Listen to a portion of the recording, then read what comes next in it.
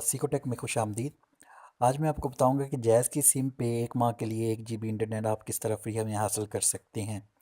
तो वीडियो शुरू करने से पहले मैं एक चीज़ आपको बता दूं कि आपकी अगर सिम 3G है तो उसको आपने 4G में कन्वर्ट करवाना है। और किस तरह आपको पता चलेगा कि ये आपकी सिम 3G है या 4G, वो भी मैं तरीका बताऊँगा।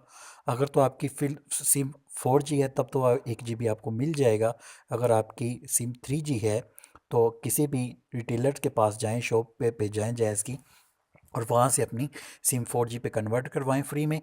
और उसके साथ एक मैं आपको कोड बताऊंगा, वो डायल करेंगे तो 1 GB इंटरनेट आपको मिल जाएगा। किस तरह?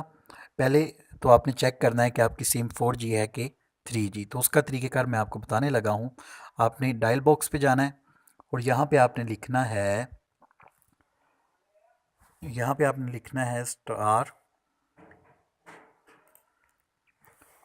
*443*7#।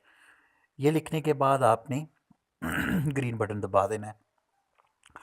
उसके बाद जब आपकी अगर सिम 4G हुई तो मैं आपको कोड बता देता हूँ कि वो कोड आपने बाद में डायल करना है।